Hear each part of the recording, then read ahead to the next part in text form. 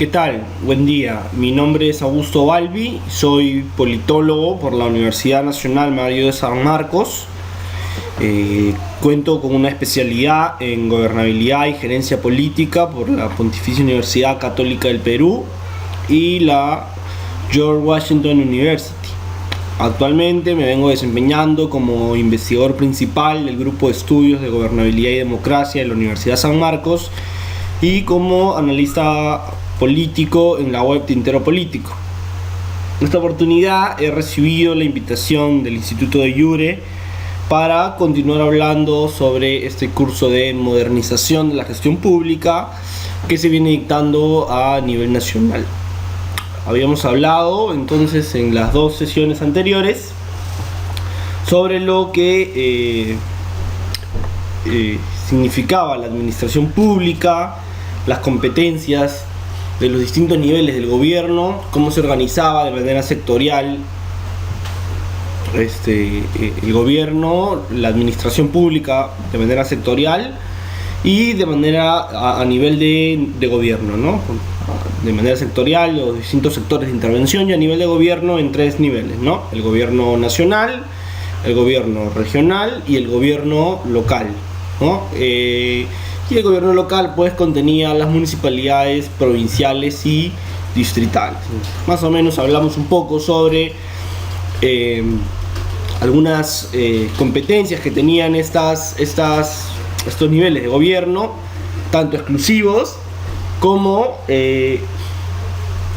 tanto competencias exclusivas como competencias compartidas, ¿no? Y la importancia que tenían estas competencias, y habíamos hablado también de la gestión pública, qué cosa era la gestión pública, a qué nos referíamos cuando hablábamos de gestión pública, ¿no? Y esto para poder entender precisamente un poco el marco, el contexto de lo que vamos a hablar ahora, que es lo que se dio como parte de un proceso por modernizar a la administración pública, por modernizar al Estado, en el año 2013, a través de la Presidencia del Consejo de Ministros, a través de la Secretaría de Gestión Pública, se saca lo que se conoce como, sacan como producto lo que es la Política Nacional de Modernización de la Gestión Pública.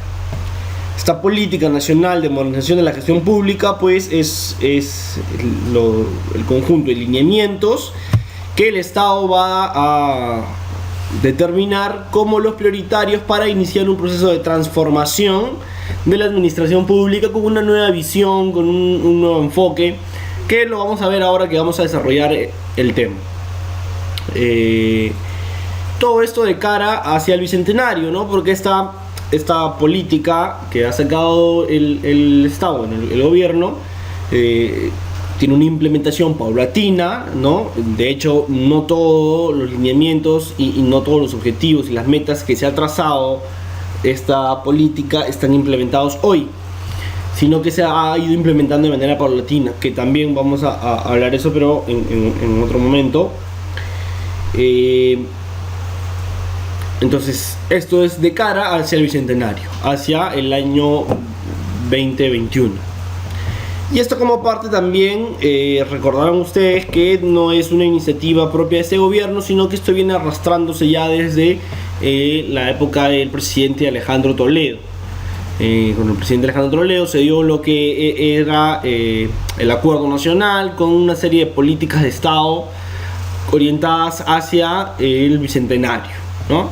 Entonces vamos a rápidamente hacer un pequeño repaso antes de meternos de lleno a la Política Nacional de Modernización de la Gestión Pública, que obedece a un proceso más de una serie de reformas que se han dado en el país, y a meternos ya a hablar de lleno de la política, ¿no? Pero para eso hay que enmarcar un poco en el contexto en el que se da esta Política Nacional de Modernización de la Gestión Pública. Las reformas, primero en el Perú, se han ido dando generalmente de manera desarticulada, cada una aislada, ¿no es cierto?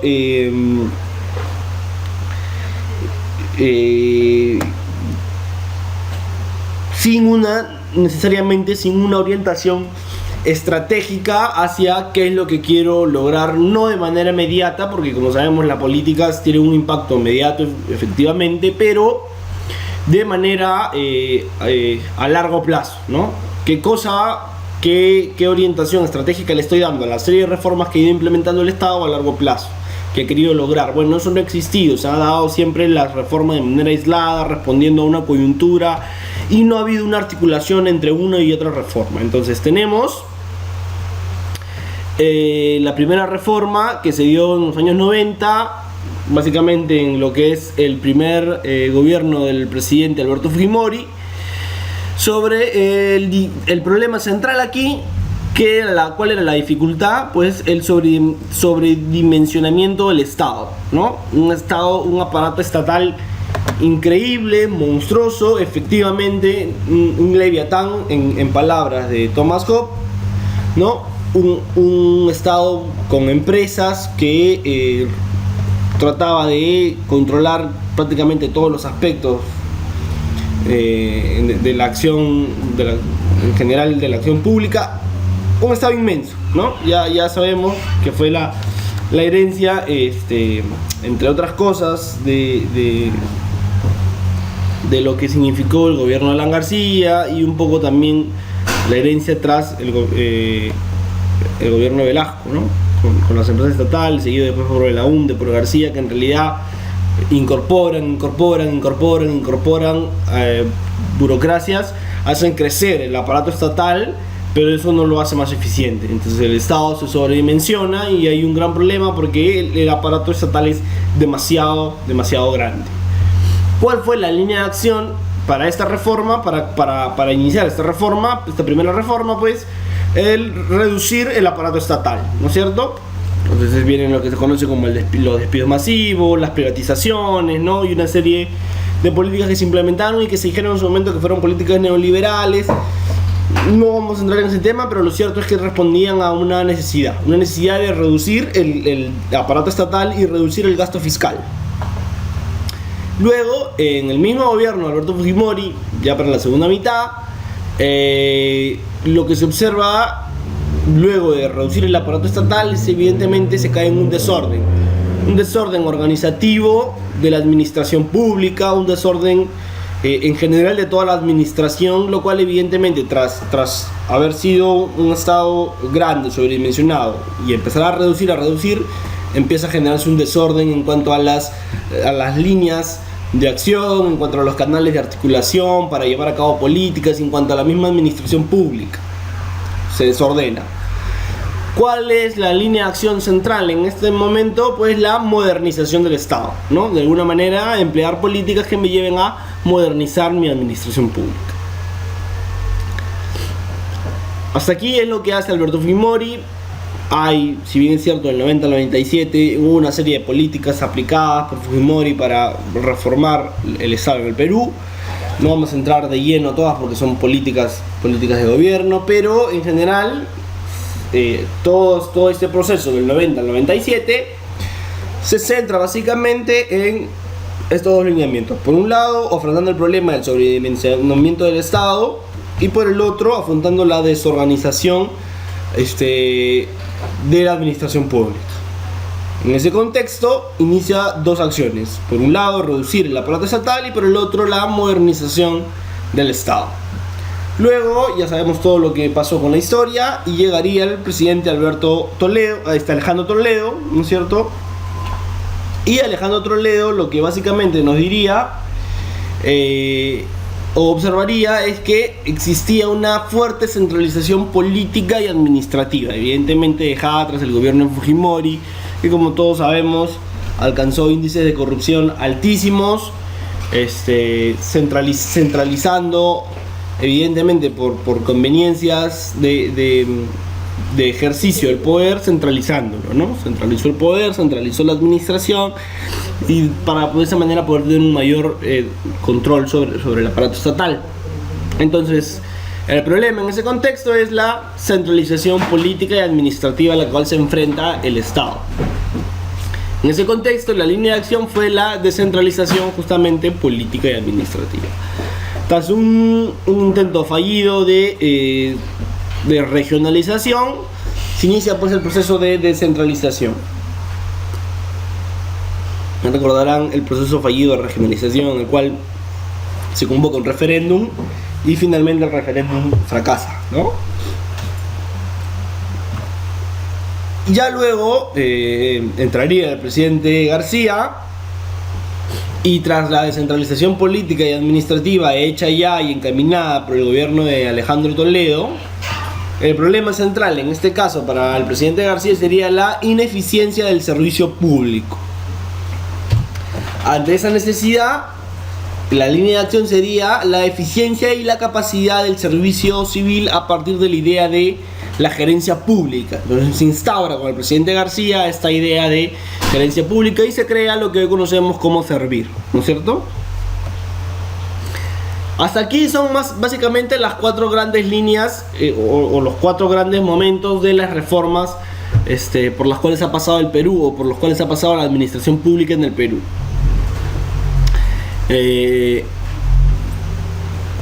Evidentemente cada una tiene sus particularidades, no vamos a entrar en ellas porque no nos toca, no nos corresponde, pero básicamente es para tener la idea, más o menos la noción del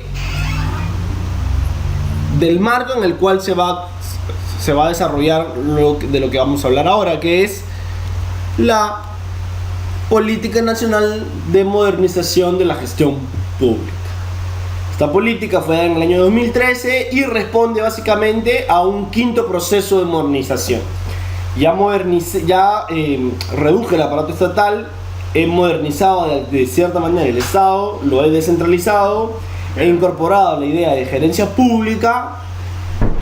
El 5.º proceso es modernizar la gestión pública, determinar lineamientos que me permitan a mí modernizar mis procesos de gestión. Entonces hay esta idea de mejora de la gestión pública, esta idea o este 5.º intento por llevar a cabo la modernización, se va a dar básicamente, o va a estar básicamente condicionado por 3 pilares. El primero es la eficiencia. La eficiencia en la gestión pública, una gestión pública eficiente. Luego, esta gestión pública tiene que estar enfocada en resultados, ¿no es cierto? Y en tercer lugar, con rendición de cuentas al ciudadano. Estas 3 características son las características que tiene que tener la administración pública. Una administración pública eficiente, enfocada en los resultados y con rendición de cuentas al ciudadano. ¿Qué cosa quiere decir eficiente? Pues con la optimización de los recursos, ¿no es cierto? Enfocada en resultados, pues evidentemente es algo que se viene hablando ya hace bastante tiempo, que es la gestión pública por resultados, o la gestión por resultados, que es básicamente, bueno, lo vamos a desarrollar porque la política también lo desarrolla, porque es la que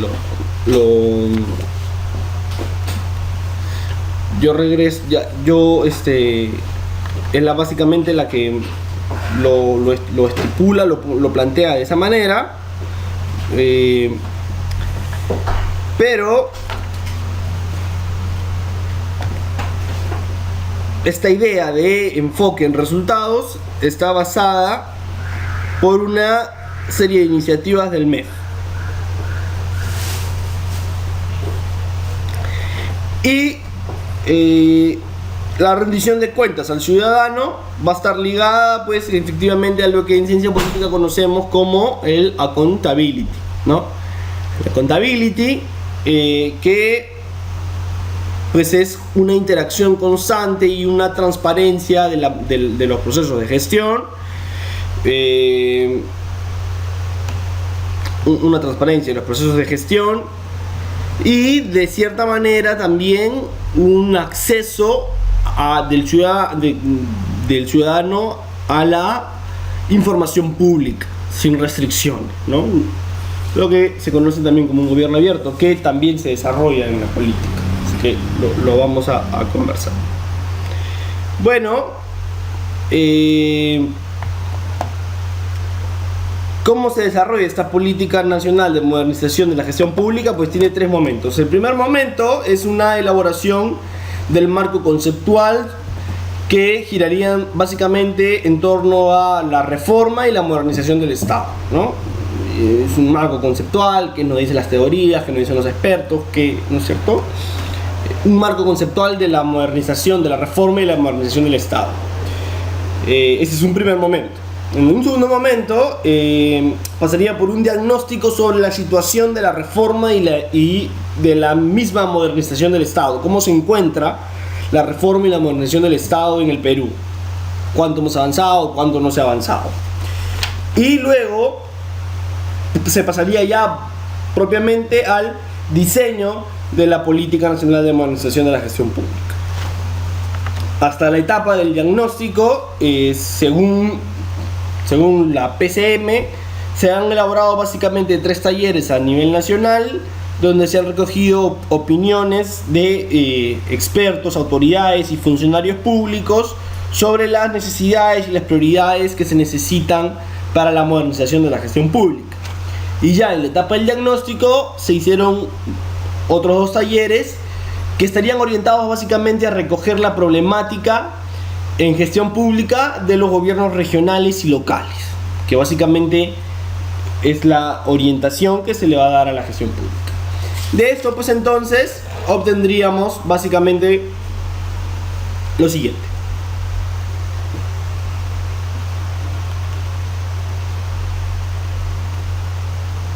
Obtendríamos la situación de la gestión pública o de la administración pública actual. ¿Cómo se encuentra la administración pública hoy en día? ¿Cuáles son las dificultades que afronta? Y en ese contexto, de manera muy clara, lo que plantea es que tenemos básicamente algunas circunstancias positivas y otras circunstancias negativas. Algunas circunstancias positivas, pues, la tasa de crecimiento económico de nuestro país ha sido la más alta en la región hasta el año 2003, que es donde se elabora la política. En el año 2014 efectivamente ha caído un poco, pero no estamos tampoco mal. Seguimos estando entre los estándares, entre los países que más o menos han desarrollado. Si bien es cierto, hay un retroceso, una desaceleración, pero hay proyecciones supuestamente de que es probable que crezcamos un poco más ahora con estos serie de paquetes de reactivación de la economía que ha dado el MEF. Entonces tenemos pues el crecimiento económico, o uno de los crecimientos económicos más altos de la región. Luego, evidentemente, eso ha llevado a un incremento en nuestros presupuestos, tanto a nivel nacional como a nivel local, regional, y un incremento de la recaudación fiscal, pues evidentemente, ¿no? El Estado ha podido recaudar más de los impuestos y de la serie de tributos que tiene el Estado. Sin embargo, hay también circunstancias negativas, y estas han sido básicamente que sigue existiendo una percepción de incapacidad del Estado, lo que lleva a una poca confianza en él, ¿no es cierto? Los ciudadanos no confían en el Estado, no confían que el Estado sea eficiente para solucionar los problemas. Se habla de corrupción y luego bajos niveles de satisfacción ciudadana, bajísimo, ¿no es cierto? Los invito a revisar el Latinobarómetro, la satisfacción con la democracia, donde al contrario de Latinoamérica, donde se viene estableciendo cierta tendencia a que la confianza en el sistema político, en la democracia se incremente, en el Perú ha ido disminuyendo. Dato importante. En todo caso, revisen el Latinobarómetro, el informe del año 2014 o 2013, y van a poder darse cuenta de lo que les estoy mencionando. Y bueno, luego altos niveles de conflictividad social, ¿no? Evidentemente, pues, no solamente hechos aislados como Conga, sino tenemos en general un clima de conflictividad en ciertas zonas del país, lo cual evidentemente va a dificultar un poco la administración pública, ¿no? La gestión. Entonces, en ese contexto, desde hace mucho tiempo en el Perú la ciudadanía exige un mejor Estado, que sea un Estado que se encuentre presente, activo y efectivo en todo el territorio nacional, ¿no es cierto? Que tenga cobertura nacional.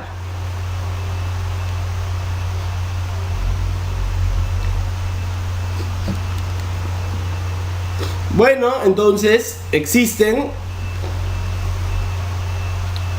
algunas deficiencias de la gestión pública que son básicamente las que ha encontrado el proceso de modernización de la gestión pública.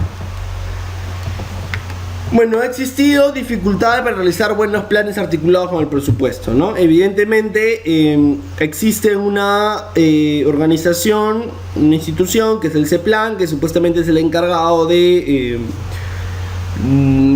todo lo que significa el planeamiento estratégico dentro del Estado y que ve esta relación entre los planes y la articulación con el presupuesto. Bueno, evidentemente no ha quedado claro el rol del CEPLAN, ni las políticas o los objetivos que el gobierno se haya trazado como prioritarios.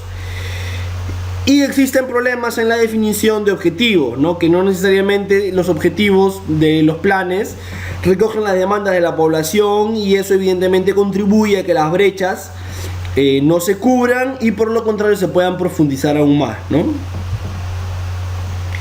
Entonces esta es una dificultad, una deficiencia importante que el Estado tiene que cubrir, ¿no es cierto? Porque evidentemente si en los planes no están canalizadas las demandas de la ciudadanía, pues difícilmente entonces se podrá efectuar una política pública que satisfaga las necesidades del ciudadano, ¿verdad? Con respecto al presupuesto, evidentemente, si bien es cierto, se han logrado ciertos avances a través de la implementación progresiva del presupuesto por resultados, que es la línea de acción que pone la Política Nacional de Modernización de la Gestión Pública, existen ciertos problemas en algunos sectores donde existe lo que se conoce como una asignación inercial de recursos, donde el monto que se le asignó el año anterior es negociado con el MEF por ciertos incrementos, ¿no? Y se le da la misma asignación de recursos, ¿no? O sea, es decir, no hay un proceso entre, ok, qué cosa has planeado, qué cosa vas a hacer, cuáles son tus líneas de acción, cuál es cuánto necesitas para hacer esto, ok, toma, ¿no? Sino, ok, el año pasado ¿cuánto te di? Te di 5, ok, este año, no, dame 6 porque quiero hacer un gasto más, ok, te doy 6 y ya está. O sea, es una asignación, lo que se conoce como asignación inercial, ¿no? Entonces, no hay una articulación entre lo que se planea y entre lo que se presupuesta. Por encima de eso, lo que se planea está mal planeado, ¿no? Entonces, evidentemente, pues, ya se imaginarán ustedes que eso es una deficiencia en la gestión que no nos puede llevar, o que no lleva al Estado a ofrecer políticas públicas de manera eficiente, políticas públicas que respondan a necesidades del ciudadano y que puedan generar lo que conocemos como, y que hablamos en la sesión anterior de gestión pública, como generación del valor público.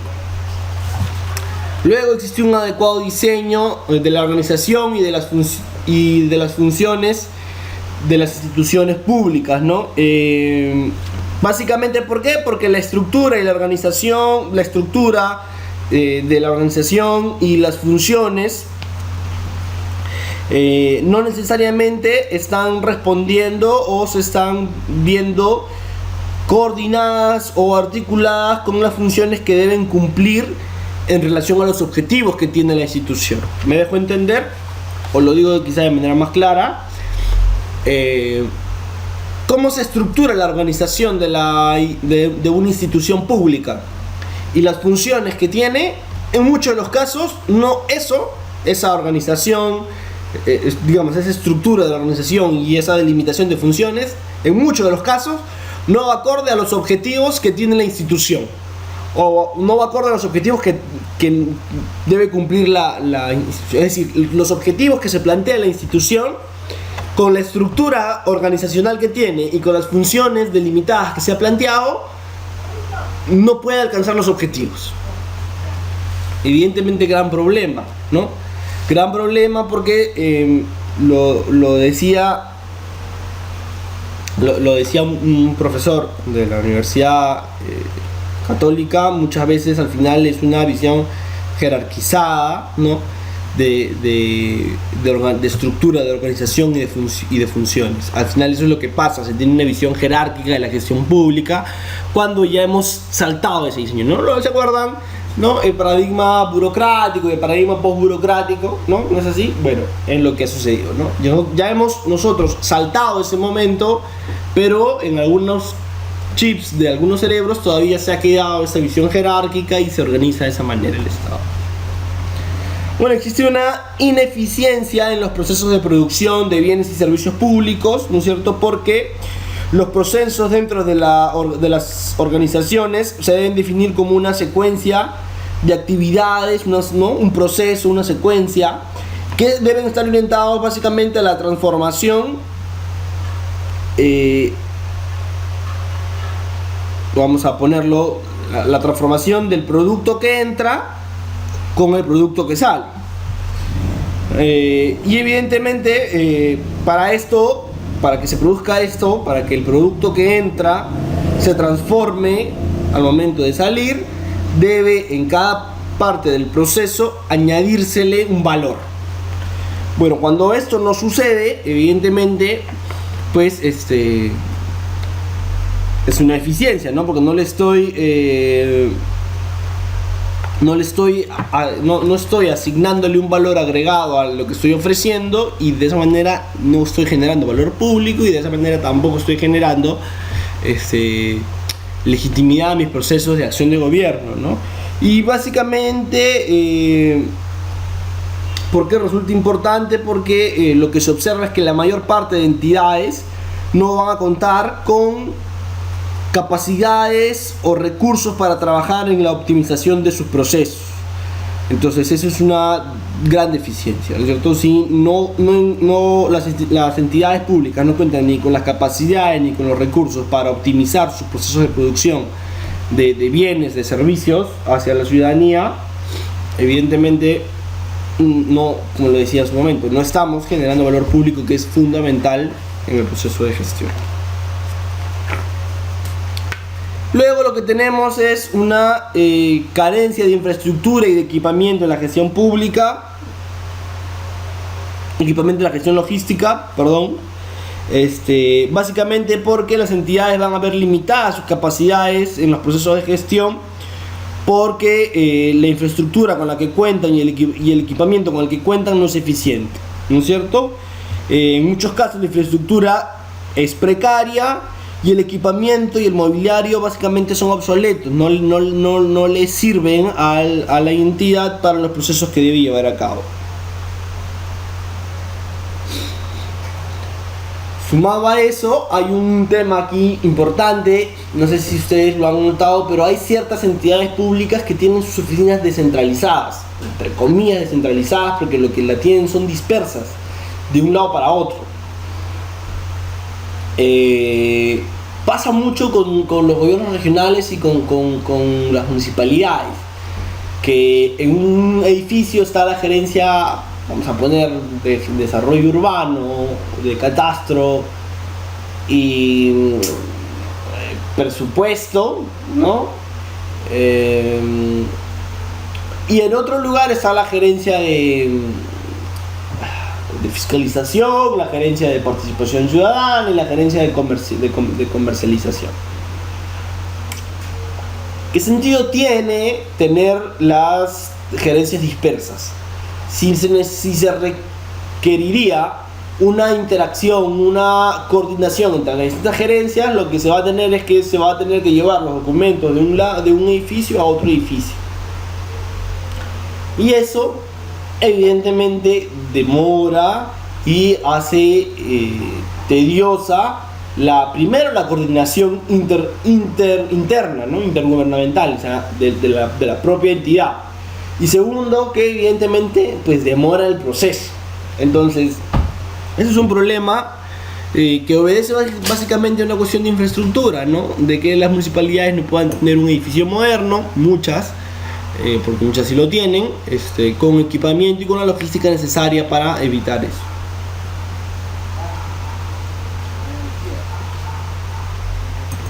Luego existe una adecuada política y gestión de recursos humanos, esto se explica básicamente por lo que se ha estado hablando en los últimos, a propósito de la ley del régimen laboral juvenil. La primera crítica que se le dio al gobierno es que evidentemente lo que existía era una coexistencia de diversos regímenes laborales y que existía en general una falta o una inexistencia de un marco legal e institucional que pueda de cierta manera unificar los procesos, los diversos regímenes laborales, pero a la vez ser un tanto flexible. Eso no existe. La visión, existe una adecuada política de gestión de recursos humanos. No existe esta visión de un régimen laboral que le permita ser flexible, que le permita la optimización de la gestión pública, sino existen distintos regímenes laborales, ¿no es cierto? Entonces, evidentemente, pues eso dificulta o hace deficiente nuestra gestión pública. Luego, una débil articulación y coordinación de las entidades y de los distintos sectores y niveles de gobierno. ¿De dónde se puede observar esto? Pues evidentemente que hay pocas acciones que son tomadas de manera colectiva, producto realmente de una coordinación interna de los niveles de gobierno. Ejemplo, ¿cuántos proyectos de desarrollo macro regional existen? ¿Existen? Pues no, ¿no es cierto? No existen. ¿Por qué? ¿Por qué no existe? Pues evidentemente no existe porque hay una débil articulación y una débil coordinación de los gobiernos regionales que pertenecen a un determinado sector, ¿no? No me imagino la coordinación entre Arequipa, Moquegua, Tacna, por ponerte un ejemplo, ¿no? No lo hay, no existe, difícil. Más difícil entre municipalidades todavía. Y más difícil todavía de gobiernos regionales a municipalidades, algo que es en el mismo partido, ¿no? Si no les hacen caso. Sí, evidentemente, el tema político, el tema electoral, partidario, juega un rol importante en la articulación, evidentemente. Pero si es que existiera en el gobierno canales para la coordinación efectivos, fuertes, consolidados, ¿no es cierto?, por encima de las preferencias partidarias, podría generarse esa coordinación. Sumado a que no existen estos canales, le sumamos el tema partidario, electoral, político, pues resultado del que tenemos nosotros hoy en día. Y luego existe una limitada evaluación de resultados e impactos esperados, ¿no? Evidentemente, como habíamos dicho en el primer ítem, que observamos como dificultad para realizar planes articulados con el presupuesto, la inexistencia de un sistema de planificación que defina básicamente objetivos claros y que puedan ser relacionados, que puedan ser que respondan básicamente al acercamiento de las brechas que existen en las necesidades de la población. Evidentemente, si no existe esto, pues también será difícil que exista una evaluación del resultado y del impacto que se está teniendo de los objetivos, ¿no? Si yo no defino bien mis objetivos, ¿qué cosa voy a evaluar? ¿No? ¿Qué cosa voy a...? Entonces, si no hay objetivo definido, no hay impacto definido, no hay resultado definido, no hay mucho que evaluar. Entonces existe una limitada evaluación.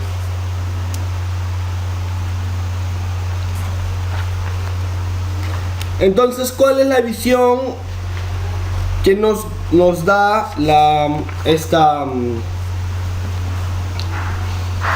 que nos da esta política, o con la que cuenta esta política, con qué visión se hizo. Y bien interesante esta parte, ¿no? Esta parte resulta bastante interesante. ¿Cuál es la visión? La visión es lograr un Estado moderno al servicio de las personas. Esa es la visión que se tiene de la política, o que tiene la política, ¿no? Lograr un Estado moderno al servicio ciudadano. Para eso requiere, ¿qué cosa? Requiere ciertos ítems. Primero, debe ser un servicio orientado, un Estado orientado al ciudadano. Es decir, que el Estado asigne sus recursos y diseñe los procesos de producción, y definan los productos y los bienes que va a ofrecer, o los servicios que va a ofrecer, en función a ¿qué? En función a las necesidades de los ciudadanos. ¿No es cierto? En función a la necesidad del ciudadano. En ese contexto, sus objetivos evidentemente tienen que estar bien planeados, pero tienen que ser flexibles para poder, primero, adecuarse a las distintas necesidades de los ciudadanos en las distintas regiones, y básicamente proceder de un proceso de interacción con la ciudadanía, de un proceso de feedback con ellos, para que evidentemente sea un servicio orientado al ciudadano. Luego dice, debe ser un gobierno eficiente, o un estado moderno eficiente. Básicamente, para que se pueda hacer esto, pues debe hacer el Estado un uso racional de los recursos con los que cuenta, y que busque proveer al ciudadano de lo que necesita. Pero esto lo debe hacer desde esta visión eficiente al menor costo posible. Es decir, debo hacer un uso racional que pueda proveer al ciudadano de lo que necesita, gastando lo menos posible.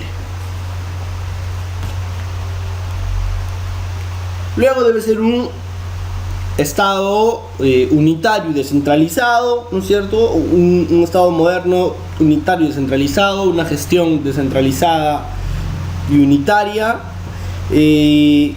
Básicamente debe buscar satisfacer las necesidades de la ciudadanía, pero adaptando las políticas a las diferentes necesidades y a los diferentes contextos y condicionantes que pueden existir en las diferentes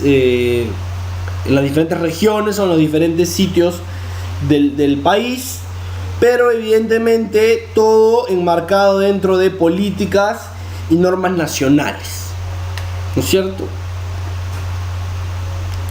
Luego tiene que ser inclusivo, ¿no es cierto? Que de esta manera se busque que el Estado asegure de que todos los ciudadanos tengan la misma igualdad de oportunidad para recibir el servicio público o el bien, ¿no es cierto? Es decir, recibir la misma respuesta por parte del Estado. Y luego debe ser abierto, en el contexto de que debe buscarse un Estado transparente, accesible al ciudadano, que fomente la participación ciudadana y evidentemente rinda constantemente cuentas. Esto es lo que nosotros conocemos en ciencia política como el accountability. La accountability es eso, un gobierno transparente, de fácil acceso al ciudadano, que fomente la participación de estos en los procesos de gestión y de toma de decisiones, y que finalmente sea a él a quien se le rinda cuentas.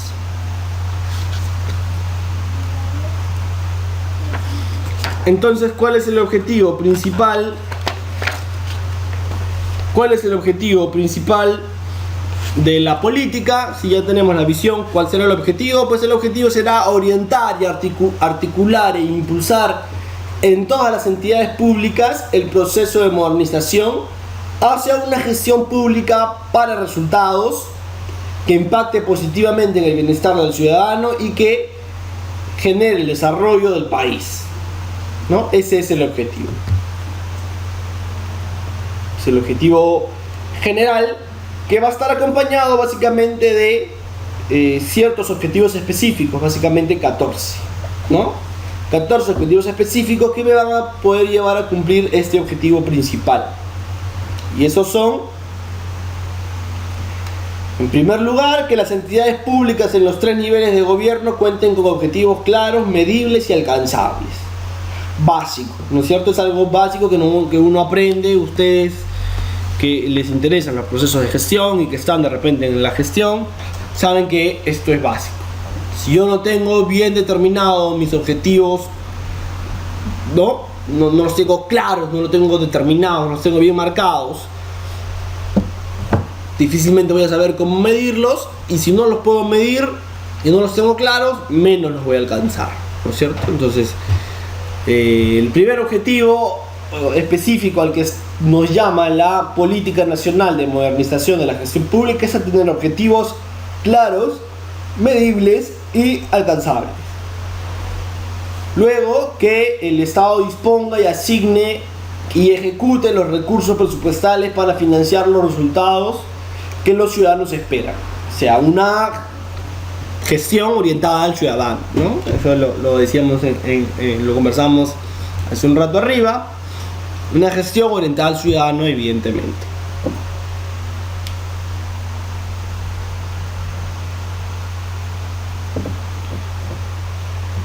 Tres, redefinir a nivel nacional, regional y local las competencias y las funciones de las entidades en concordancia con el proceso de descentralización. El tema aquí, hay un informe del MEF que dice que la ley marco de los gobiernos regionales, ¿no? La ley orgánica, delimita demasiado las funciones y las competencias de los gobiernos regionales, al punto que impide este punto número 3, ¿no? Delimita tanto la organización, delimita tanto las competencias, delimita tanto qué puede y qué no puede hacer el gobierno regional, que básicamente lo pone en piloto automático, ¿no? Y no le dejan cierta, bueno, si bien es cierto, hay autonomía, resultaría un poco difícil decir que no hay autonomía, pero no tiene cierta, no sé si la palabra es autonomía, pero más o menos lo tiene como en piloto automático, ¿no? Con respecto a las funciones y a la organización que pueda tener el gobierno regional. Entonces, la Política Nacional de Modernización de la Gestión Pública nos dice a nosotros, gestores, que hay que redefinir tanto a nivel nacional, regional como local la concordancia entre las funciones de las entidades con el proceso de descentralización. En cuarto lugar, es implementar la gestión por procesos y promover la simplificación administrativa en todas las entidades públicas. Esto también lo vamos a desarrollar más adelante, es un punto importante, cuando dicen la gestión por procesos y la simplificación administrativa. Bien interesante, lo vamos a hablar, no me voy a adelantar porque si no ya nos perderíamos un poco cuando avancemos y hablemos de eso más adelante, así que no lo voy a tocar, pero pongo ahí un imperdible para resaltarlo, ¿no es cierto? El cuarto objetivo específico es importantísimo. En quinto lugar, que el sistema de recursos humanos asegure la profesionalización de la función pública. También pongo ahí, para resaltarlo, la ley del servicio civil, ¿no es cierto? Obedece a este ítem, ¿no? Aquí, al objetivo número 5. Saquen la línea más o menos por donde es que ha empezado el Estado a implementar esa política. Porque ahí les he dicho al comienzo que la política no está implementada completa, que se va a ir implementando paulatinamente hasta el 2021.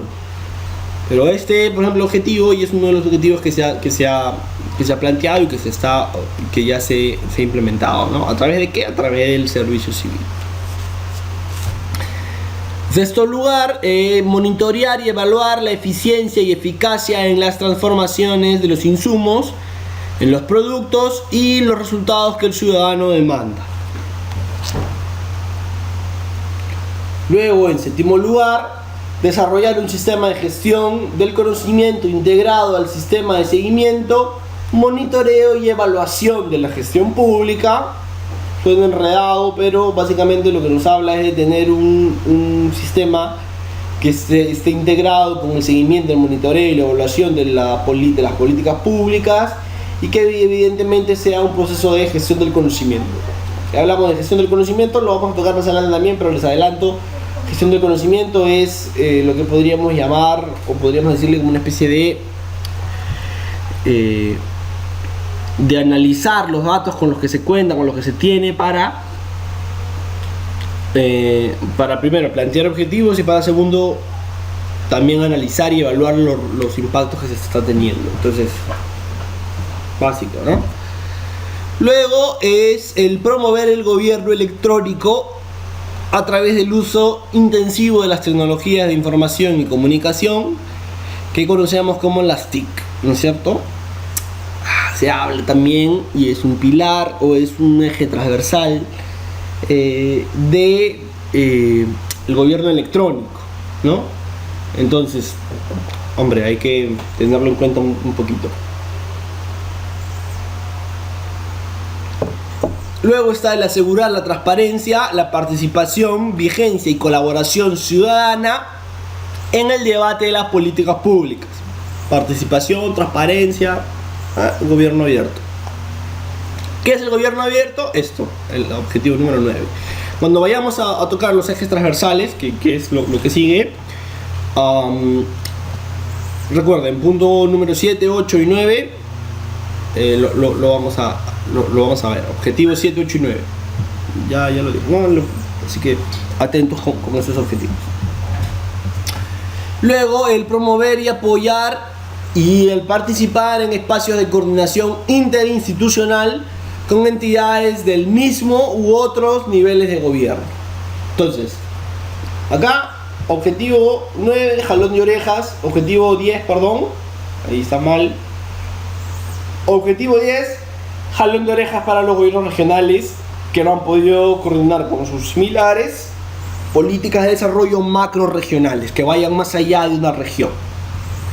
Municipios van en el mismo camino, y ministerios, aunque sí es cierto, algunos ministerios sí tienen una intervención multisectorial, ¿no? Pero básicamente esto quienes no lo han hecho son los gobiernos regionales y las municipalidades. Articular en las políticas nacionales y sectoriales, competencia del gobierno nacional, ¿no es cierto? Que no se ha hecho. Creíblemente hay una política sectorial del ministerio tal, pero no se convierten en políticas nacionales, no se articulan, no hay una coordinación, no hay, oye, esta política nacional se está sentada en tal política sectorial. No existe. Necesario, básico, pues, ¿no? Evidentemente. No puedo tener políticas nacionales, políticas sectoriales. Oye, gobierno regional que cumplo lo que dice, claro, lo que dice el Ejecutivo a través de su presidencia del Consejo de Ministros, o lo que dice el Ministerio de Ambiente, de Economía, ¿no? En red. No, hay que articularlas, ¿no es cierto? Hay que articularlas. Fomentar la creación de mecanismos de articulación necesarios para lograr una coordinación eficiente. Orientado básicamente a la coordinación interinstitucional, ¿no? Que existan mecanismos de articulación necesarios y que permitan una coordinación eficiente.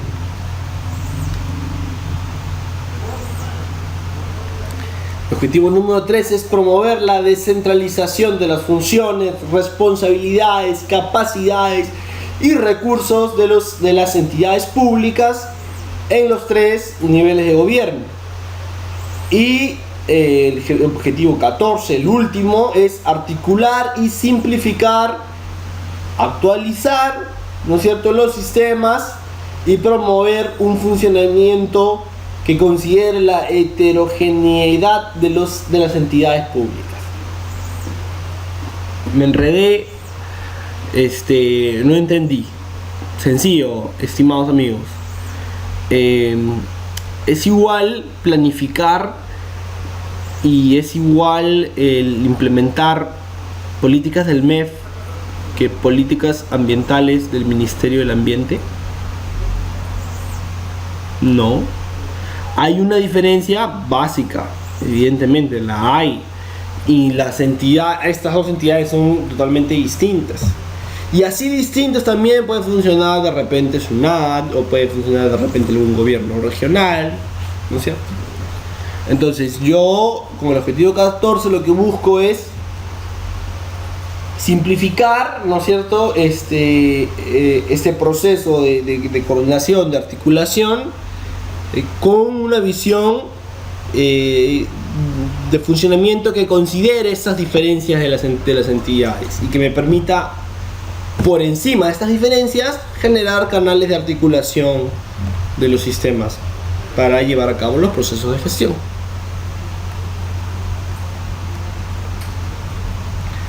Entonces, existen ciertos principios orientadores que van a regir básicamente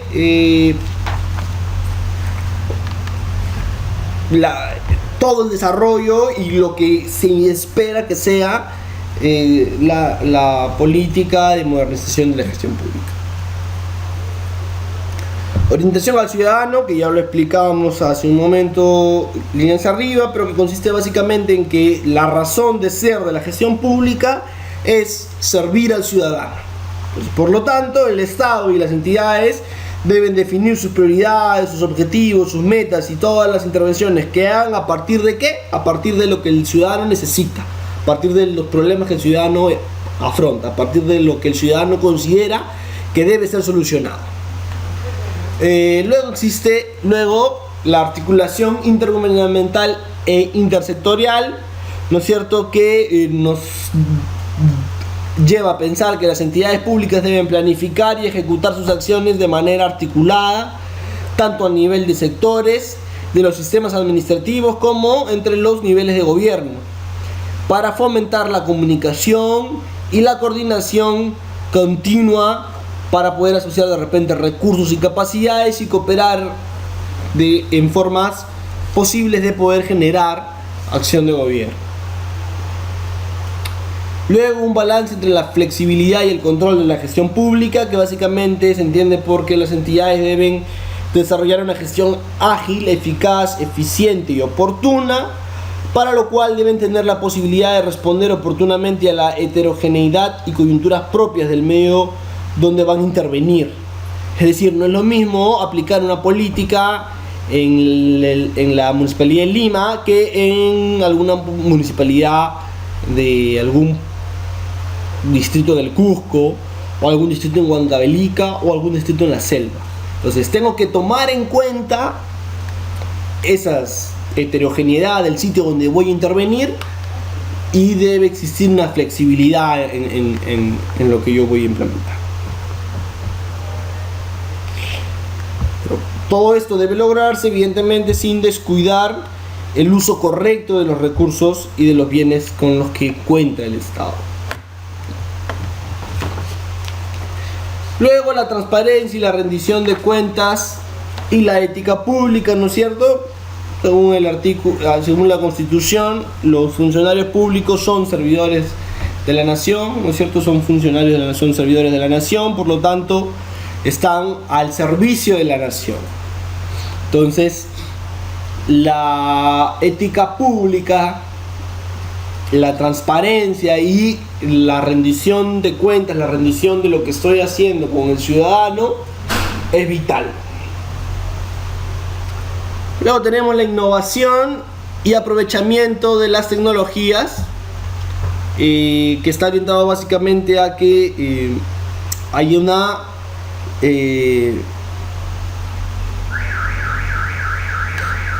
debe iniciarse procesos donde se revise y se renueve constantemente, ¿no es cierto?, los procesos, valga la redundancia, por los que pasa la política pública, por los que pasa la gestión.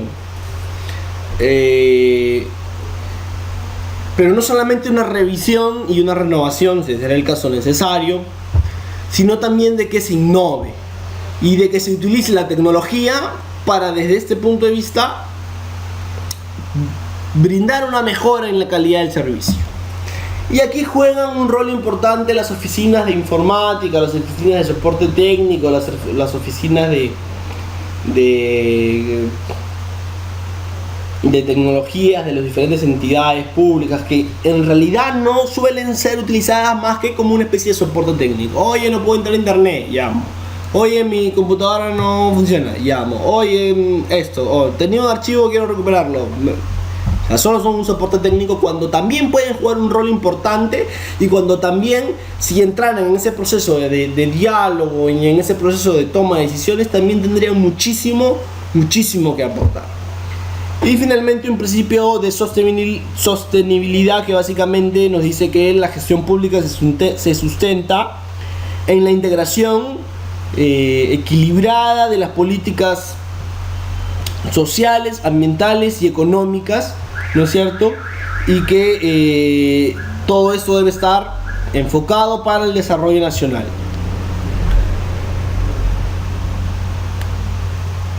Entonces, el principio de sostenibilidad, ¿no es cierto?, es que las políticas que se hagan se sustenten básicamente en una equilibrada integración, ¿no es cierto?, entre las políticas sociales, ambientales y económicas.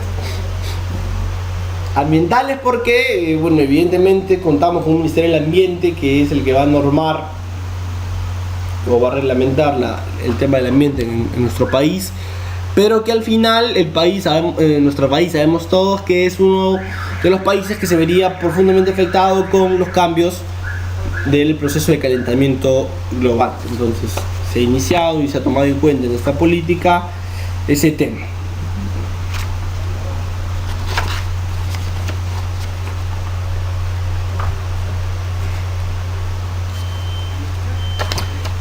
Dicho esto, entonces, ¿cuál es la propuesta que nos plantea la Política Nacional de Modernización de la Gestión Pública?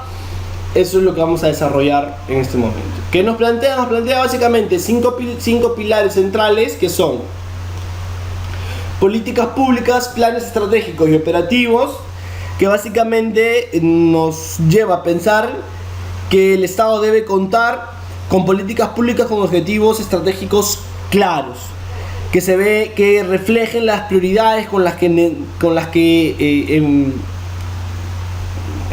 reflejen las prioridades de la ciudadanía, y que se cuente con estos objetivos claros para solucionar esos problemas que posee la ciudadanía. Entonces, básicamente, los distintos niveles de gobierno,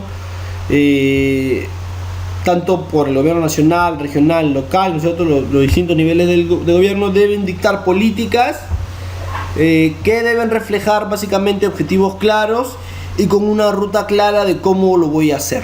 Entonces, no solamente es que tenga políticas públicas con objetivos estratégicos claros, basados en las necesidades del ciudadano, y que eso se reflejen las prioridades del ciudadano, ¿no? Estos objetivos claros reflejen las prioridades del ciudadano, sino que los niveles de gobierno deben tener los objetivos claros y la ruta clara de cómo lo voy a hacer, ¿no? Eficiencia y eficacia.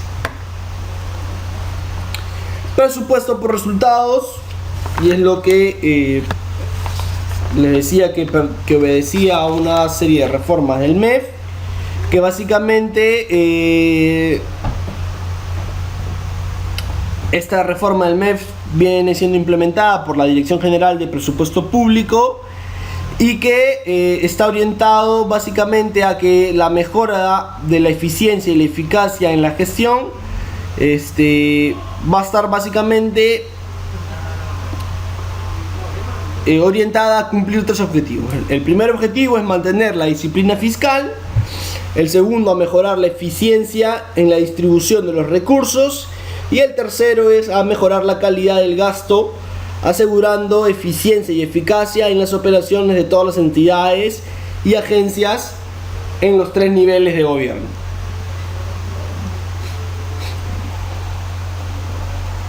Entonces, ¿qué cosa es el presupuesto para resultados o por resultados? Es la herramienta de priorización y de transparencia en la información que nos permitirá a nosotros como gestores identificar a la población objetivo y a la beneficiaria de cada programa y de cada política que yo iré implementando. Luego tenemos la gestión por procesos, la simplificación administrativa y la organización interinstitucional. La gestión por procesos básicamente es la optimización de los procesos de la cadena productiva de los bienes y los servicios que ofrece el Estado. Optimización del proceso de la cadena productiva, ¿no es cierto? Es decir, optimización de ese proceso por el cual se va pasando la política pública. Cuando yo optimice ese proceso, esa cadena, ¿no es cierto?, estoy enfocando una gestión por procesos. Y a eso nos lleva, a enfocarnos en eso, ¿no? A intentar, y es un reto para nosotros, el mejorar esa gestión por procesos. Pero también nos habla de la simplificación administrativa, que básicamente va a tener por objetivo la eliminación de obstáculos o de ciertos costos que son innecesarios para el ciudadano, ¿no? Evidentemente estos obstáculos o estos costos innecesarios lo que terminan es generando el inadecuado funcionamiento de la administración pública. Por lo tanto, hay que simplificarlo, hay que sacar esos obstáculos y hay que evitar esos costos innecesarios al ciudadano para brindar una gestión pública más eficiente. Y básicamente la organización institucional, que básicamente está determinada porque existan objetivos claros, la asignación y el uso eficiente de los recursos presupuestales orientados a los resultados, ¿no? O sea, es decir, hay una correlación entre uno y otro, pero básicamente el gobierno, lo que es la organización institucional es la determinación de objetivos claros y la asignación y uso eficiente de los recursos con los que contamos, ¿no? Los recursos presupuestales. Evidentemente estos recursos van a estar orientados al resultado, ¿cierto? A que cumplamos un resultado. Luego, el siguiente pilar es el servicio civil meritocrático, que básicamente, ya lo hemos dicho, está enmarcado en lo que ya es una realidad, que es la ley del servicio civil, ¿no es cierto?, que básicamente es el conjunto de medidas institucionales por las cuales se va a articular y gestionar a los servidores públicos, ¿no es cierto? Entonces, básicamente esto es el servicio civil, o a esto se refiere, a lo que nos da un poco la ley, ¿no? Que es ese conjunto de medidas institucionales por las cuales vamos a articular y gestionar a los servidores públicos. Entonces este es un enfoque basado en la optimización de la gestión de recursos humanos, que era una deficiencia que teníamos. Y en quinto lugar, el sistema de información, seguimiento y evaluación de la gestión del conocimiento, ¿no? En cuanto al sistema de información, básicamente debe ser un proceso que esté orientado a recoger, organizar y analizar los datos con el único objetivo de convertir esos datos que he recogido de la realidad, esos datos que he obtenido, en información que me sea útil para poder tomar decisiones. Cuando cumpla esto, pasaré básicamente a lo que se conoce como monitoreo y evaluación, que básicamente el monitoreo y el seguimiento básicamente serán un proceso organizado para verificar que una actividad o una secuencia de actividades transcurre como se había previsto. Mientras que la evaluación es un proceso por el cual se van a determinar cambios generados por una actividad o por una secuencia de actividades. No entendí, me mareé. Sencillo, mira, el seguimiento del monitoreo, el seguimiento del monitoreo es básicamente observar cómo transcurre la implementación de la política. Mientras que la evaluación es básicamente el análisis de los resultados de la política. Y ahí vamos a tener dos tipos, o se divide en dos tipos la evaluación. En la evaluación de gestión, que básicamente va a explicar el proceso de gestión y la ejecución del plan, ¿no es cierto? Y la evaluación de impacto, que básicamente analizará los efectos que tanto esperados como no esperados que ha generado la política o la acción de gobierno. Y luego una gestión del conocimiento, que básicamente ya es lo que habíamos hablado hace unas diapositivas atrás, ¿no? Básicamente la gestión del conocimiento lo que va a buscar es administrar el flujo de información para poder de esta manera brindar la información que sea primero correcta a la gente que necesita esta información, y de esa manera se pueda usar rápidamente, ¿no? Entonces, primero intenta brindar información correcta, y segundo, que esta información que brinda pueda ser usada rápidamente y evidentemente también correctamente. Y luego existen tres ejes transversales, ¿no? Tres ejes transversales que también no son, digamos, son los hemos hablado de pilares, que son los que van a orientar la propuesta de política, y los ejes transversales, que son los que más o menos nos van a orientar. Gobierno abierto, lo que les decía, ¿no? Un gobierno abierto, ¿qué cosa es? Básicamente es aquel gobierno que se abre básicamente a la observación y al escrutinio de los ciudadanos, donde es accesible, es capaz de responder a demandas y a necesidades de cualquiera de los ciudadanos, y constantemente va a estar rindiendo cuenta de sus acciones y de los resultados que va alcanzando. Puntual esta intención de tener un gobierno abierto, ¿no? O sea, ese gobierno que interactúa, que es transparente y que constantemente está en un proceso de rendición de cuentas. Luego tendremos un gobierno electrónico, que básicamente hará referencia a el uso de las TIC, ¿no es cierto?, de las tecnologías de información y comunicación en los diferentes órganos de la administración pública, con la mera intención o con la única finalidad de mejorar la información y los servicios que son ofrecidos al ciudadano, ¿no? De esa manera yo podré orientar mi accionar, ¿no es cierto?, básicamente a la eficacia y a la eficiencia en la gestión pública. Entonces necesito un gobierno abierto, que es un gobierno transparente, que no tiene problemas en brindar información al ciudadano, y que está en un constante proceso de rendición de cuentas. Todos estos tres es lo que nosotros llamamos accountability. Entonces, o gobierno abierto, como ustedes le quieran llamar, un gobierno electrónico, ¿no es cierto?, que utilice las TICs, las tecnologías de la información y de la comunicación, en los órganos de la administración pública, para poder mejorar básicamente la información que se brinda y los servicios que son brindados. Y finalmente hablamos de un gobierno institucional. Básicamente, ¿a qué nos referimos con un gobierno institucional? A que el Estado es unitario y descentralizado, y que se necesita que se pueda articular toda la acción que se lleva a cabo en los diferentes niveles de gobierno.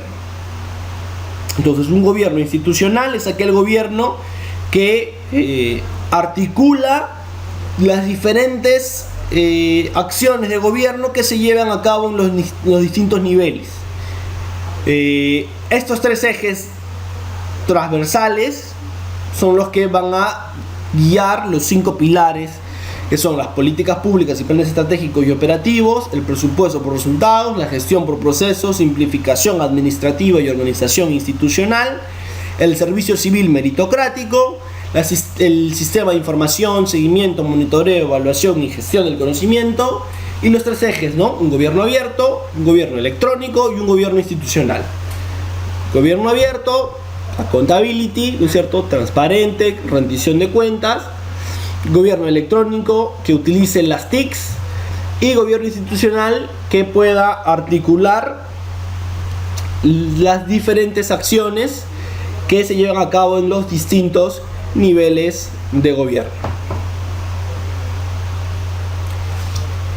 Y todo esto va a generar lo que la Política Nacional de Modernización de la Gestión Pública conoce como la gestión del cambio. ¿Qué cosa es la gestión del cambio? Pues la gestión del cambio es aplicar este nuevo enfoque de gestión por resultados, ¿no? Lo que hablábamos de la gestión por resultados, orientado al ciudadano, que implicará pues pasar de una cultura que concentra su atención en la formalidad de los procesos y procedimientos y trasladarnos básicamente hacia una que priorice la entrega de bienes y servicios públicos que contribuyan a mejorar la calidad de vida de los ciudadanos y les brinden oportunidades de desarrollo. Esto es clave, ¿por qué? Porque el proceso que se tiene actualmente, o la visión que se tiene actualmente, es muy parametrada bajo lo que es el derecho administrativo, que está bien, pero básicamente hay cosas que el gestor puede hacer, que el administrador, el funcionario puede hacer, pero no las hace porque la ley no se las pone. Como la ley no se las pone, no se les atribuye, o la ley no dice nada al respecto, pues entonces evidentemente no lo hace. Evidentemente, si dijera que no lo puedes hacer, bueno, pero si no lo dice, queda abierta la puerta a ciertas acciones que puedan justamente priorizar la entrega de bienes y servicios, pues si no lo haces, pues o si no se hace, es porque justamente se tiene esta visión que está básicamente centrada en la formalidad, en el tema normativo, en las reglas, en lo que se tiene y en lo que no, en lo que se puede y en lo que no se puede hacer, pero no en la oportunidad de innovación, de cambio, de generar nuevos espacios. Entonces, esa gestión de cambio debe darse básicamente para que se cumpla. Hay 8 cosas que uno debe hacer. Primero, analizar la situación de la entidad y crear un sentido de urgencia de cambio, es decir, transferirle a los compañeros con los que se trabaja, a los demás funcionarios, transmitirle básicamente el tema de analizar la situación de la entidad y crear un sentido de urgencia del cambio, ¿no es cierto? Contagiar, ¿no es cierto? Contagiar al resto. Para esto se necesita formar un equipo potente de grupo de agentes del cambio, con los líderes que tengo en la organización. Los convenzo a ellos, con ellos llevo a cabo el proceso número 1 y ya llevando a cabo el proceso número 1 voy al 2, formo un equipo de agentes de cambio, los 3, 4 jefes o los 3, 4 líderes en la organización, que no siempre tienen que ser los jefes. Con ellos voy a crear una visión para el cambio. ¿Por qué es importante el cambio? ¿Qué debemos buscar con el cambio? Luego tengo que comunicar esta visión, hacerle saber al resto la nueva idea que estamos teniendo, ¿no? De crear un cambio. Luego, eliminar los obstáculos, asegurarme logros a corto plazo, evidentemente, que implicaría pues trazarme metas que pueda cumplir. Evidentemente, ya con cumpliendo metas y obteniendo logros a corto plazo, habiendo ya eliminado obstáculos, pues construyendo ya, ¿no?, el cambio, se empieza a construir el cambio. Y como último, anclar el cambio en la cultura de la organización, es decir, que todos nos contagiemos y que no tener esa onda de cambio sea lo sorprendente, lo que yo diga, oye, ¿cómo no lo va a hacer?, ¿no? Anclar ya, porque cambiar el chip, ¿no? Lo que se conoce. O sea, anclar esa cultura de que se necesita un cambio orientado básicamente a brindarle el servicio al ciudadano es lo que debe primar en la gestión pública, y es la visión que tiene esta visión de gestión del cambio que está imponiendo la política de modernización de la gestión pública. bueno, evidentemente aquí no acaba. Hablar de la política nacional de modernización de la gestión pública es extenso. Lo que nos faltaría conversar es un poco sobre los lineamientos y básicamente de cómo se está o cómo se va a ir implementando esta política nacional de modernización de la gestión pública. Que eso lo vamos a hablar en la siguiente sesión, que prácticamente sería la última. Entonces, hablando ya de los lineamientos y de la implementación, estarían ustedes teniendo la herramienta necesaria, porque sabrían básicamente de qué trata la política de modernización de la gestión pública y cómo se va a ir implementando en sus trabajos, en los diferentes estamentos donde estén ustedes laborando. Bueno, nos encontramos en la próxima sesión para hablar entonces de los lineamientos que nos pone la política y de cómo se ha pensado la implementación hasta el 2021. Hay un proceso ya iniciado de implementación hasta el año 2016, que básicamente es entre el año 2014, 2015 y 2016, ¿no? Entonces, pues habrá que ver cómo se está implementando. Lo discutiremos eso en la siguiente sesión, que ya es la última. Muchas gracias.